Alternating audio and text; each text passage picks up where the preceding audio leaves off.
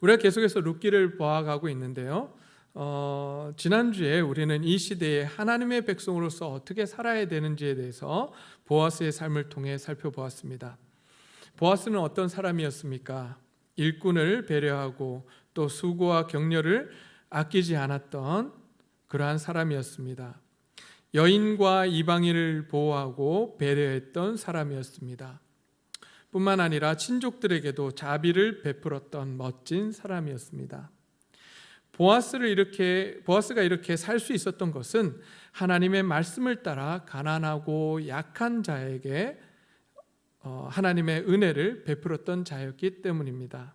뿐만 아니라 그 가난하고 약한 자들 속에 하나님의 형상을 보았던 그러한 사람이었기 때문에 사람을 도구나 대상으로 본 것이 아니라 인간 그 존재 자체로 보았던 사람이 바로 보아스였습니다.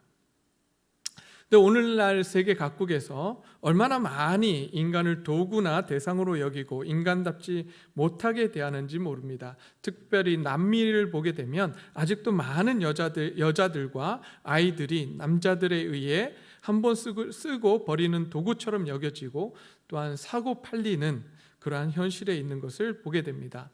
우리나라에서도 불법 이민 노동자들을 인간으로 대하지 않고 도구로 여기며 다쳐도 치료해 주지 않고 그냥 자기 나라로 돌려보내는 그러한 일들이 있는 것을 그런 사장들이 있다는 소식을 또한 접하게 됩니다. 이러한 모든 현상은 바로 돈이 주인이 될 때 일어나는 현상입니다. 나에게 피해만 없으면 되고 나만 아니면 된다라고 하는 그런 생각들이, 그런 가치관들이 판을 치는 곳, 그것이 바로 돈이 주인이 되었을 때 일어나는 현상들입니다. 그렇다면 하나님이 주인이 되셔서 사는 곳은 어떤 모습일까요? 바로 보아스와 같이 사람을 돌보고 보호하는 현상들이 일어납니다. 그리고 나만 잘 살려고 하는 것이 아니라 모두가 함께 잘 살기를 소원하고 그것을 위해 노력하는 그러한 사회가 되는 것입니다. 저는 저희 교회에 많은 분들이 보아스와 같이 주위를 돌아보고 함께하기를 소원하는, 그래서 정말 하나님을 드러내는 그러한 분들이 많이 생겨나기를 소원합니다. 하나님의 말씀을 따라 고아와 나그네 그리고 과부에게 긍휼을 베풀 줄 아는 귀한 하나님의 자녀요 백성들이 되기를 또한 소원해 봅니다. 이렇게 하나님의 통치를 받는 삶을 살 때에 우리는 하나님의 통치를 이 땅 가운데 또한 드러내게 됩니다. 이 땅 가운데서 하나님의 통치를 받게 된다는 것이죠. 다시 다른 말로 표현하면 이 땅에서 우리가 어떤 삶을 누릴 수 있다라고 하는 것이냐면 천국의 삶을 누릴 수 있다라고 하는 것입니다. 이 땅에서 천국의 삶을 경험하게 된다라고 하는 것이죠. 그래서 우리가 계속해서 하나님께서 원하시는 삶, 바로 보아스와 같은 그러한 삶을 살아가는 노력들을 해야 할 것입니다. 오늘은 보아스와는 달리 내가 나의 삶의 주인이 되어 살았던 한 여인을 살펴보기를 원합니다. 그 여인의 이름은 바로 나오미입니다. 나오미는 어떤 사람이었습니까? 바로 물질 중심적인 여인이었습니다. 1장 6절을 한번 보시겠습니다. 1장 6절 보시면 이렇게 표현되어 있습니다. 그 여인이 모압 지방에서 여호와께서 자기 백성을 돌보시사 그들에게 양식을 주셨다 함을 듣고 이에 두 며느리와 함께 일어나 모압 지방에서 돌아오려 하여라고 되어 있습니다. 나오미가 하나님의 복을 받았다, 하나님께서 자기 백성을 돌보셨다라고 하는 기준이 뭐였냐면 양식을 주셨다라고 하는 사실이었어요. 물질이 있느냐 없느냐에 따라서 하나님의 은혜가 그곳에 있느냐 없느냐를 결정했던 것입니다. 1장 21절을 한번 보시겠습니다. 1장 21절에 이렇게 기록되고 있습니다. 내가 풍족하게 나갔더니 여호와께서 내게 비어 돌아오게 하셨느니라. 여호와께서 나를 징벌하셨고 전능자가 나를 괴롭게 하셨거늘 이라고 이야기합니다. 지금 하나님께서 나를 징벌하셨고 전능자가 나를 괴롭게 하셨는데 그 증거가 뭐냐면 내가 풍족이 나갔는데 여호와께서 비오 돌아오게 하셨다라고 하는 거예요. 하나님은 벌 주시는 분이야 라고 하는 나를 괴롭게 하시는 분이야 라고 하는 그 기준이 뭐냐? 내게 물질이 주어졌느냐 안 주어졌느냐를 가지고 지금 그렇게 말하고 있는 것입니다. 그러기에 나오미는 물질을 중심적으로 살았던 한 여인이었습니다.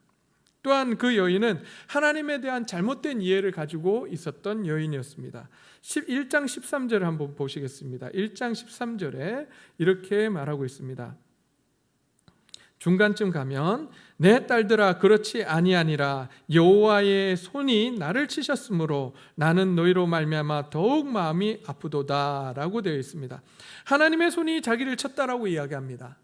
그래서 하나님은 어떤 분이냐면 나를 괴롭게 하시는 분, 징계하시는 분으로 지금 나오미는 이야기하고 있습니다. 20절을 한번 가볼까요? 1장 20절에 또 뭐라고 하는지 한번 보겠습니다. 나오미가 그들에게 이르되 나를 나오미라 부르지 말고 나를 마라라 부르라. 마라라는 뜻은 뭐냐면 괴로움이라는 뜻입니다. 나오미의 뜻은 뭐냐면 기쁨이에요. 근데 나오미가 이제 마라라고 부르라고 합니다. 괴로움이라고 부르라고 합니다. 그 이유는 뭐냐? 그 뒤에 나옵니다. 이는 전능자가 나를 심히 괴롭게 하셨음이니라.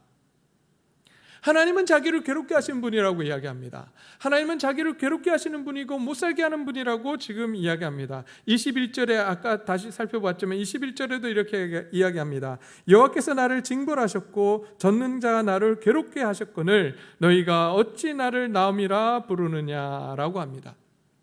계속해서 나오미의 고백은 뭐냐면 하나님은 나를 벌 주시는 분, 나를 괴롭게 하시는 분이라고 이야기하고 있습니다. 정말 그렇습니까? 정말 하나님은 우리를 괴롭게 하시는 분입니까? 그렇지 않습니다.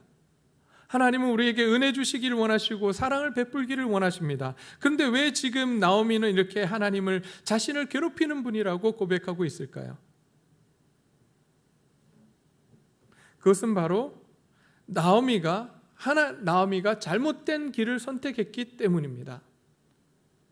하나님께서 하나님의 자녀가 잘못된 길을 선택하고 그 길을 가려고 할 때에 하나님께서는 그 길에서 돌아오라고 계속해서 말씀하고 계십니다. 말씀하실 뿐만 아니라 거기서 여러 가지 환경들을 허락하십니다. 여러 번 말씀하시고 긴 시간 동안 하나님께서 설득하시지만 그럼에도 불구하고 돌아오지 않을 때 하나님은 마지막 방법을 쓰시는데 그것이 오늘 바로 나오미에게 주어졌던 그러한 현실이었습니다. 나오미에게 주어졌던 현실이 무엇입니까? 바로 자기의 남편을 잃고 자기의 두 아들을 잃고 그리고 자기의 재산까지 모두 잃어버리는 그러한 상황이었습니다. 이렇게 될 때까지 버틴 나오미도 참 대단합니다. 우리가 가끔 이제 신학교 가면 이런 이야기를 참 많이 들어요. 어떤 이야기를 듣냐면 이렇게 하나님께서 나를 망하게 하셔서 내가 하나님의 뜻을 따라 이 자리에 왔다고.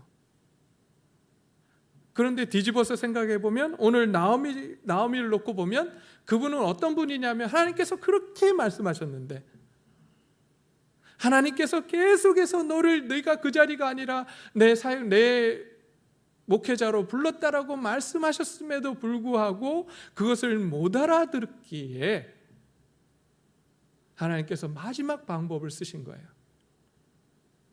그렇다면 둘 중에 하나예요. 하나님의 음성을 잘 알아듣지 못하는 심령을 가졌거나 아니면 굉장히 고집이 센 사람인 거죠. 근데 우리는 어떻게 합니까? 그런 간증을 들을 때마다 아멘 하잖아요. 그랬군요. 놀랍습니다. 그럴 게 아니에요, 사실. 잘 생각해 봐야 할 일입니다. 우리가 나오미를 이렇게 보면서 나오미에게 하나님께서는 지속적으로 말씀하셨어요. 돌아가라고 말씀하셨지만 나오미는 모든 것을 다 잃을 때까지 그의 삶을 돌이키지 않습니다.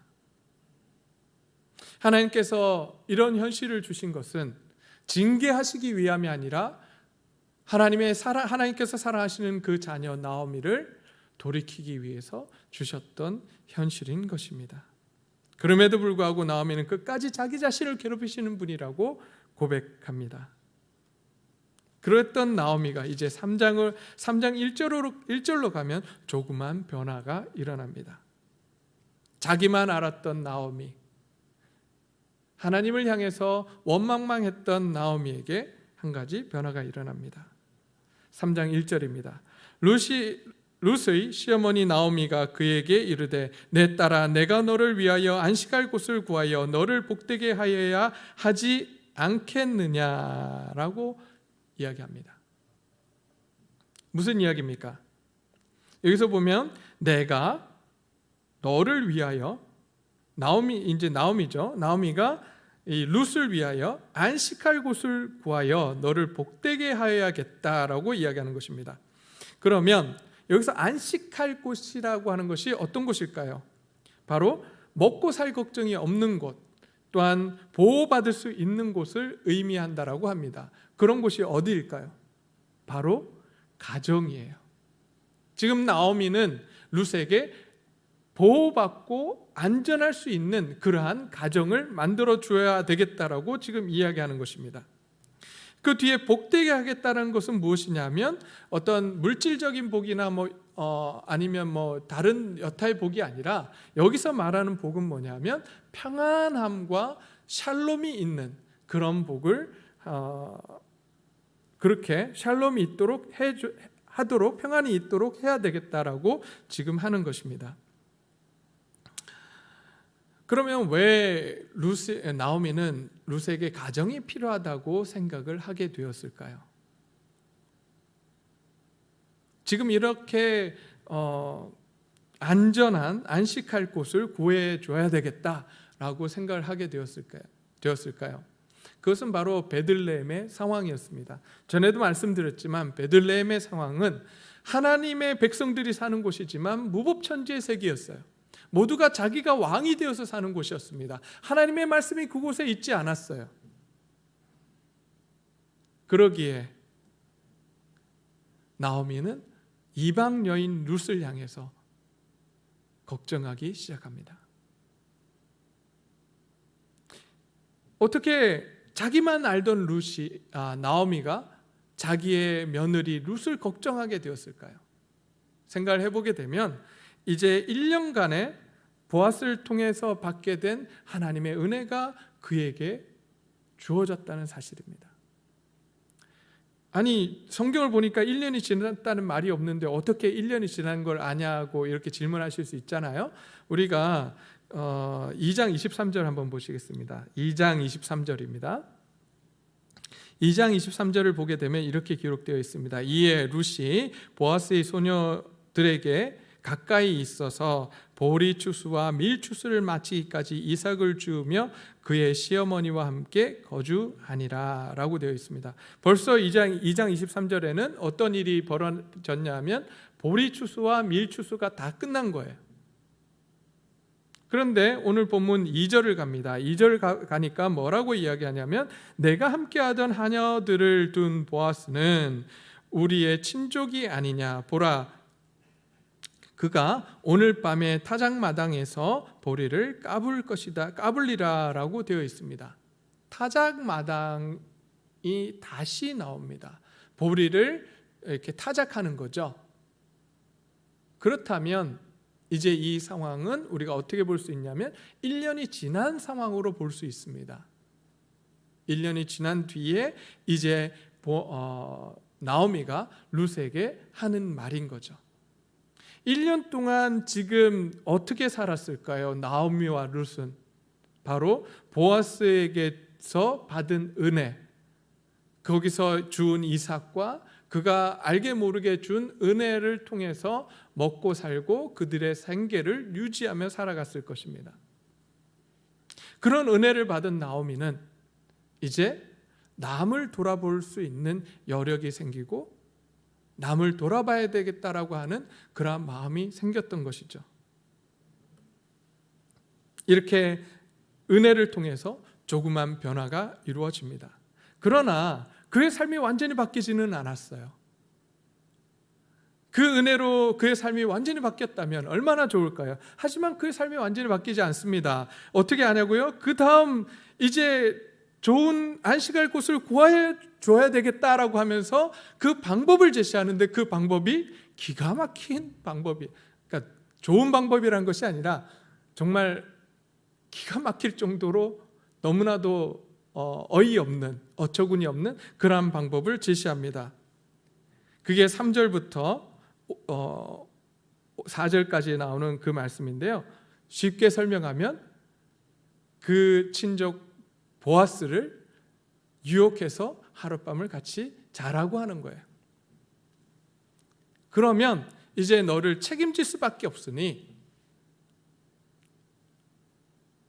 그런 방법으로 이제 너는 안식할 가정을 구하라고 지시를 합니다.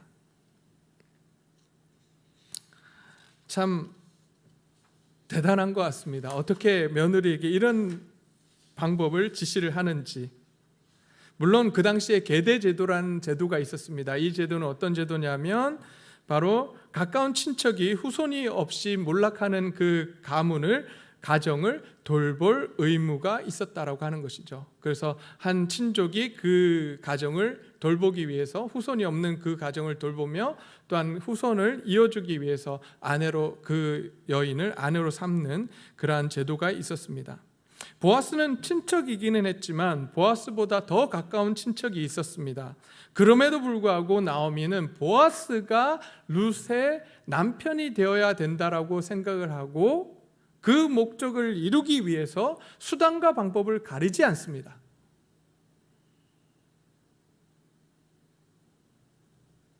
그런데 하나님이 그 방법을 막으십니다. 나오미는 왜 이런 방법을 사용할 수밖에 없었을까요? 왜냐하면 나오미가 가지고 있었던 가치관이 그런 가치관이었기 때문이에요.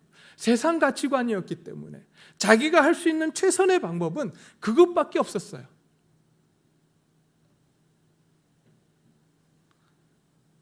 목적을 이루기 위해서 과정은 무시해도 된다라고 하는 그런 가치관으로 그 여인은 살고 있었습니다. 그러나 하나님 나라는 결과보다 과정이 중요한 나라입니다. 과정이 중요해요. 어떤 과정을 통해서 그 결과를 이루었느냐, 이것이 중요한 것입니다. 뭐로 가도 서울로만 가면 되는 것이 아닌 것입니다. 하나님께서 보아스를 통해서 나오미의 이러한 방법을 막으십니다. 근데 참 대단한 것 같아요.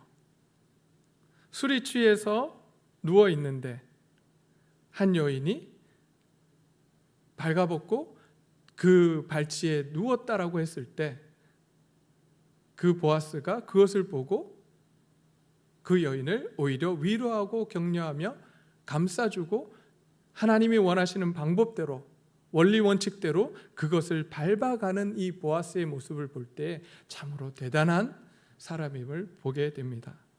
저는 여기서 어떻게 이 보아스는 이러한 삶을 살게 되었을까?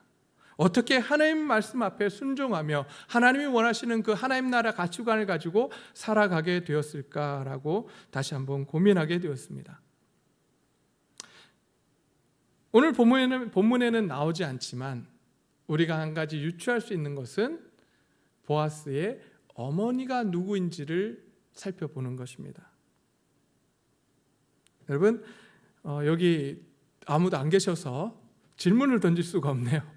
너무 안타까운데 보아스의 어머니가 누구인지 아십니까? 보아스의 어머니, 우리가 마태복음 1장 5절을 보게 되면 거기에 나오는데요. 마태복음 1장 5절 기반으로 해서 보면 보아스의 아버지는 살몬이고 그렇게 되면 어머니는 라합이 되게 됩니다. 라합이 어떤 여인인가요? 물론 어떤 학자들은 시대적으로 살펴보면 이것이 맞지 않다라고 이야기하면서 어머니일 수는 없고 혹은 이제 증조 할머니 정도 되지 않겠느냐 뭐 이렇게 설명을 하기도 하지만 어쨌든 마태복음을 기반으로 해서 오늘 살펴보기를 원합니다. 그렇게 놓고 보면 이 보아스의 계보 중에 바로 라합이 있었던 것입니다. 이 라합은 어떤 여인입니까?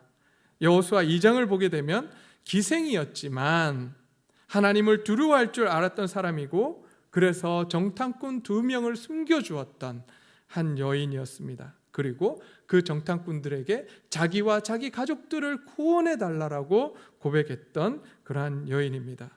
우리 한번 이제 여호수아 2장 9절을 한번 찾아보시겠습니다. 여호수아 2장 9절 한번 찾아보기를 원합니다. 여호수아 2장 9절입니다. 거기서 이 라합이 어떤 고백을 하는지, 하나님에 대해서 어떤 고백을 하는지 함께 보시도록 하겠습니다. 여호수아 2장 9절입니다. 말하되 여호와께서 이 땅을 너희에게 주신 줄 내가 아노라. 지금 누가 말하는 거냐면 라합이 이야기하는 겁니다. 우리가 너희를 심히 두려워하고 이 땅 주민들이 다 너희 앞에서 간담이 녹나니 이는 너희가 애굽에서 나올 때에 여호와께서 너희 앞에서 홍해 물을 마르게 하신 일과 너희가 요단 저쪽에 있는 아모리 사람의 2 왕 시온과 옥에게 행한 일 곧 그들을 전멸시킨 일을 우리가 들었음이니라. 우리가 듣자 곧 마음이 녹았고 너희로 말미암아 사람이 정신을 잃었나니 너희는 하나님 여호와 너희의 하나님 여호와는 위로는 하늘에도 아래로는 땅에서도 하나님이시니라. 그러므로 내가 청하노니 내가 너희를 선대하였은즉 너희도 내 아버지 집을 선대하도록 여호와로 내게 맹세하고 내게 증표를 내라. 그리고 나의 부모와 나의 남녀 형제와 그들에게 속한 모든 사람을 살려주어 우리 목숨을 죽음에서 건져내라 라고 이야기합니다. 하나님은 어떤 하나님으로 고백하냐면 하늘 위에도 또 땅에서도 하나님이신 분, 바로 그 모든 천지에 한 분 계시는데, 참 신이 한 분 계시는데 그분이 누구냐? 바로 너희의 하나님이라라고 지금 라합이 고백하고 있는 것입니다. 라합은 하나님이 어떤 분이신지 알았습니다. 그리고 여리고성 싸움에서 살아남는 경험을 하게 됩니다. 구원을 받게 되죠. 그 경험을 통해서 이제 하나님을 찬양하고 하나님의 백성 안으로 들어오게 됩니다. 그리고 이 라합은 그의 자손들에게 하나님의 이야기를 해주기 시작했을 거예요. 하나님은 어떤 분이신지, 그리고 그래서 하나님의 말씀대로 너희는 살아가야 된다라고 훈련시키고 또한 연습시켰을 것입니다.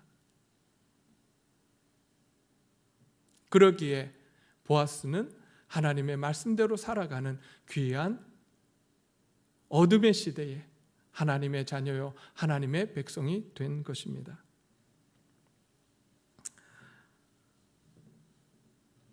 오늘 이렇게 하나님께서는 자신의 방법대로 자신의 뜻을 이루려고 하는 나오미를 보아스를 통해서 다시 한번 하나님이 어떤 분이신지를 보여주십니다. 그리고 잘못된 방법을 바로 잡아가시며 하나님을 깊이 알아가도록 도와주십니다. 이것이 바로 나오미를 향한, 자충우돌하는 나오미를 향한 하나님의 사랑이요 하나님의 은혜인 것입니다. 오늘을 살아가는 우리도 나오미처럼 하나님의 방법이 아닌 세상 방법으로 내 뜻을 이루려고 살아가고 있지 않습니까? 그럼에도 불구하고 하나님께서는 우리를 버리지 않고 끝까지 붙드시며 우리에게 하나님의 방법을 보여주시고 하나님이 어떤 분이신지를 경험하게 하십니다. 그 하나님 앞에 이제 우리가 우리 자신들의 방법을 내려놓고 나아가기를 소원합니다.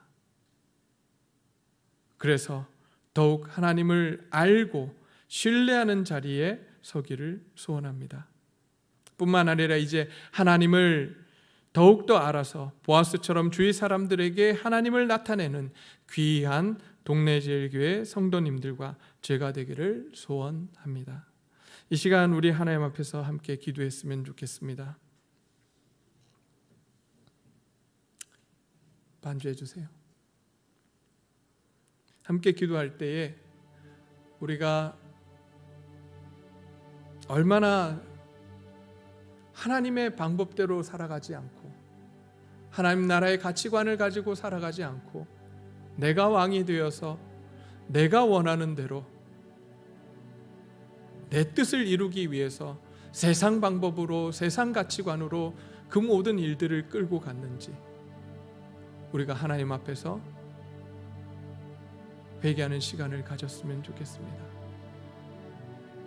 우리 자신들을 하나님 앞에 올려놓읍시다. 하나님 앞에 올려놓고 하나님, 나 이런 사람입니다. 하나님 용서해 주십시오. 나오미를 보면서 나오미의 모습이 내 모습입니다. 하나님 용서해 주십시오.